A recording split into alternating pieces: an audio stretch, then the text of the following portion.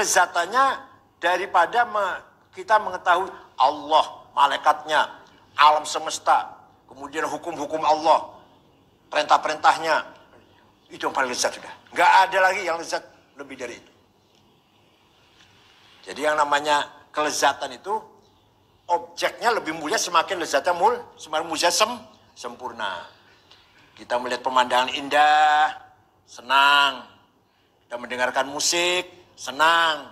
Kita makan enak, senang. Kita memahami Allah dan makhluknya, dan planet, malaikatnya, dan memahami hukum-hukumnya, perintahnya, larangannya. Senang gak itu? Yang paling senang, yang paling sempurna. Ilmu tentang itu maksudnya. Fatabata annahu la kamala wa la ladzata fawqa kamal ilm wa ladzati wa la syaqawata nuqsana fawqa syaqawati al-jahl wa nuqsani. Maka jelas tidak ada kesempurnaan dan kelezatan yang maksimal yang melebihi kelezatan mendapatkan ilmu, dan tidak ada kecelakaan, kerugian, kesengsaraan, kesengsaraan di atas kesengsaraannya bodoh. Jadi orang bodoh itu orang yang sengsara. Saya aja sengsara kalau hal yang nggak ngerti.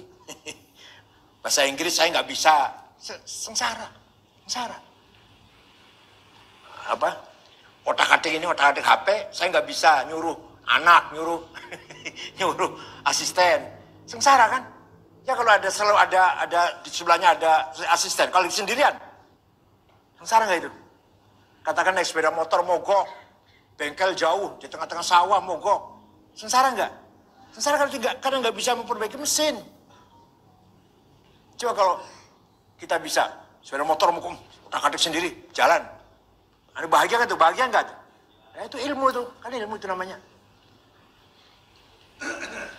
Walhasil bodoh itu adalah sengsara. Tidak ada yang lebih sengsara daripada kebodohan. Togla-toglo, plonga-plongo, blamblo. Apa lagi?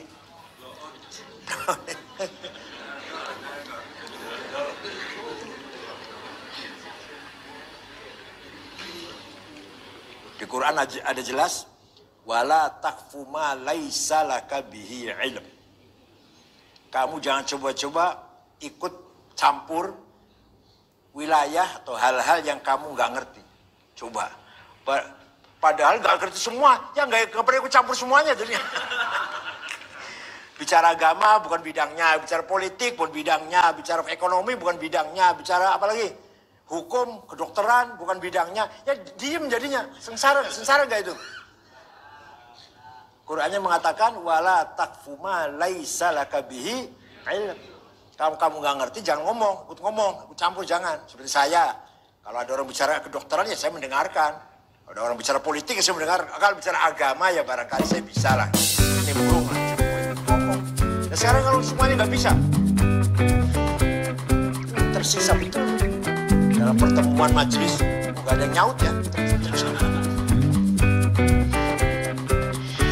Wa mimma yadullu ala ma qulna annahu idza su'ila wahid minna an mas'ala ilmiyah fa in 'alimaha wa qadara 'ala al-jawab was-shawab fiha farh bidalik. Ini bukti katanya. Di antara kita ditanya tentang masalah, bisa jawab dan benar. Waduh bahagia banget. Bahagia nggak? Bahagia banget. Kalau tanya orang desa kan nanti kalau pulang di rumah, hukumnya ini gimana? Bisa jawabnya dan benar. Bahagia sekali. Walaupun nggak dikasih apa, benar, seneng lah. Wabda hajabi. Wa in jahilaha nakasa ru'su haya'an min dalik. Kalau tanya ini nggak bisa, tanya yang lain lagi nggak bisa lagi, tanya lagi, waduh mohon maaf saya bukan bidang saya. Nakasa ru'su akan letruk, akan tunduk kepalanya karena malu. Tanya ini nggak ngerti, tanya ini nggak bisa, ilmu tajwid nggak bisa, ilmu nahwu nggak paham, ilmu sorof balaghah nggak ngerti, tafsir sama saja nggak ngerti, hadis nggak pergi juga. Oke, terus apa yang terus pondok istiqomah itu apa?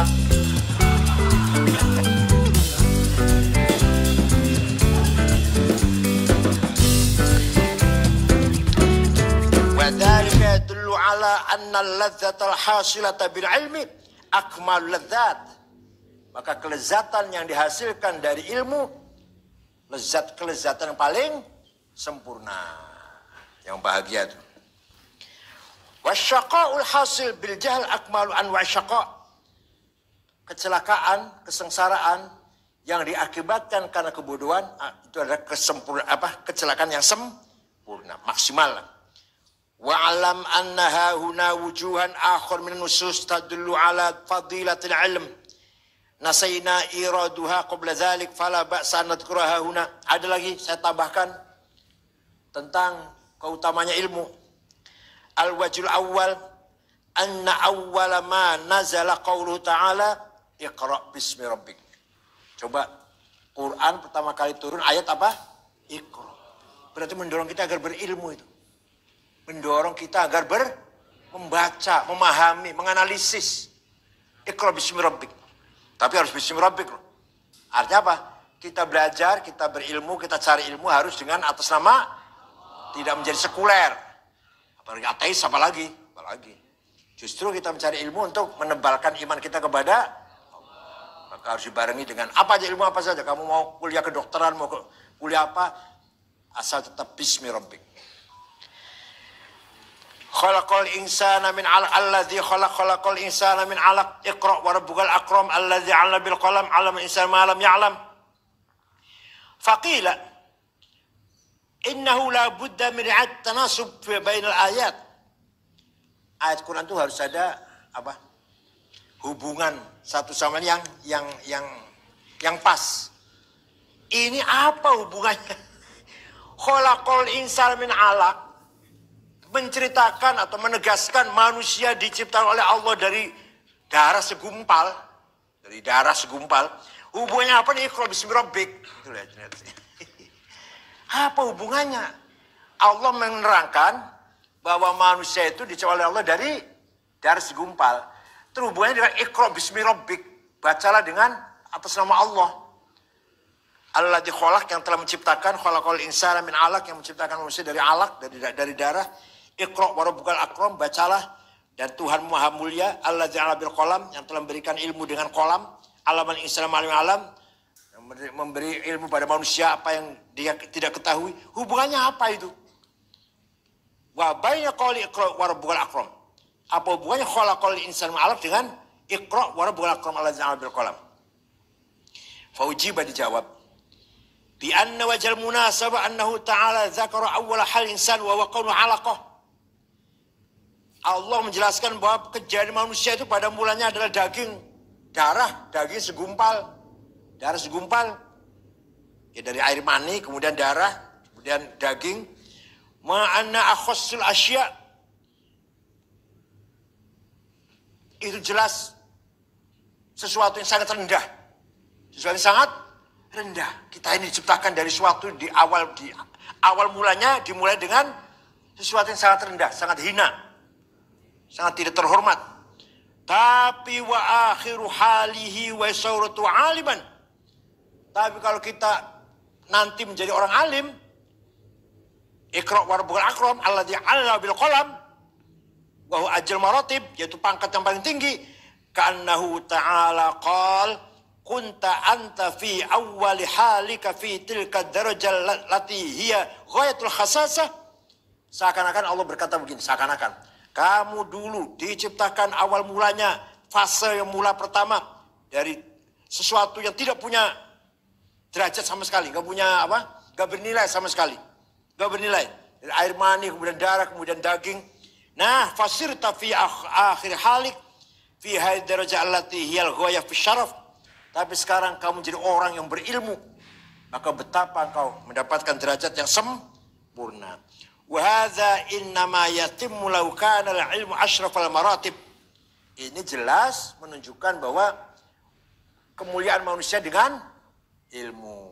Iqra' wa rabbukal akramul ladzi 'allama bil qalam. Setelah menceritakan manusia diciptakan dari alaq, kemudian Iqra' wa rabbukal akram alladzi 'allama bil qalam. Idh law kana ghairuh asyraf lakana dzal syai' fi hadzal maqam aula. Seandainya ada selain ilmu yang lebih mulia, pasti Tuhan tidak akan mengatakan alladzi 'allama bil qalam. Seandainya ada yang lebih mulia daripada ilmu. Ats-tsani, kedua, Iqra wa rabbukal akram alladzi 'allama qalam. Faqad thabata fi usul fiqh. Dalam ilmu usul fiqh diterangkan anna tartibal hukm 'alal wasfi musy'irun biqal wasfi illatan. Urutannya omongan dengan hukum, urutannya hukum yang diomongkan dengan memberi gambaran sesuatu yang menunjukkan bahwa sesuatu itu merupakan faktor sebab. Fahada yadullu ala anna subhanahu wa ta'ala innama istahaqqal wasfil akramiyah li'annahu a'tal ilm. Maka di sini sifatnya Allah al-akram. Itu apa akram itu? Yang paling mulia. Kenapa Allah punya sifat itu? Sifat itu menunjukkan bahwa menjadi faktor kemuliaannya Allah. Apa? Ada faktor kemuliaan Allah apa? Li'annahu a'tal bil ilm. A'tal ilm. Karena Allah memberikan ilmu, falaula annal ilma asyraf min ghairi wa illa lama kalifadatu asyraf min ifad ghairi. Seandainya ilmu bukan yang paling mulia, pasti Allah tidak akan memberi sifat warabbul akram alladzi 'allama bil qalam. Coba. Bacalah nama Tuhanmu, Tuhan yang maha mulia. Siapa Tuhan itu? Yang telah memberi ilmu kepada manusia dengan kolam. Coba, larinya ke sana, bukan yang telah menciptakan kamu menjadi besar, enggak. Yang telah memberikan manusia ilmu pengetahuan. Larinya ke situ larinya. Allah yang maha loman, maha dermawan, maha murah. Mana murahnya? Yang telah memberikan kepada manusia dengan kolam ilmu pengetahuan. Larinya ke ilmu. Jadi pemberian Allah yang paling berharga itu. Ats-tsalits, qaulu subhanahu wa ta'ala, innama yakhsyallaha min ibadil ulama. Yang paling takut pada Allah adalah ulama. Paling takut pada Allah. Wa hadhihi ayah fiha wujuh min ad-dalail ala fadl ilm. Ayat ini menunjukkan beberapa poin tentang ilmu. Ahadua, dilalatuha ala umamin min ahli jannah. Ini menunjukkan Allah sedang menunjukkan sekelompok umat ahli sorga.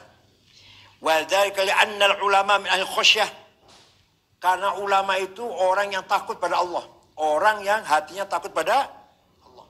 Wa man kana min ahli khasyah kana min ahli jannah. Barang siapa orang itu termasuk orang yang mempunyai rasa khasyah takut pada Allah, berarti dia jelas ahli jannah. Fal ulama min ahli jannah, maka ulama ahli surga. Fa bayanu anna ulama min ahli khasyah, penjelasan, penegasan bahwa ulama itu ahli khasyah, orang yang mempunyai hati sikap takut pada Allah, yaitu ayat innama yakhsyallaha min ibadihil ulama. Nah, sekarang ahli khasyah kok balasannya surga. Mana dalilnya? Wa bayanu anna ahli khasyah min ahli jannah qaulu ta'ala jazaa'uhum 'inda rabbihim jannatu 'adnin tajri min tahtil anhar dzalika liman khalidina fi abada dzalim khasya rabbah. Jadi urutannya ngomong gini, nih. Ulama adalah orang yang hatinya mempunyai rasa khasyah kepada Allah. Kalau berarti rasa khasyah pada Allah, berarti ahli surga. Karena di ayat lain mengatakan gimana? Jazaa'um 'inda rabbihim jannatun tajri min tahtiha al-anhar khalidina fiha dzalika liman. Yang demikian itu adalah balasan bagi orang yang takut kepada Allah. Jelas. Orang yang takut kepada Allah akan menjadi ahli surga. Wa yadullu alaihi aidan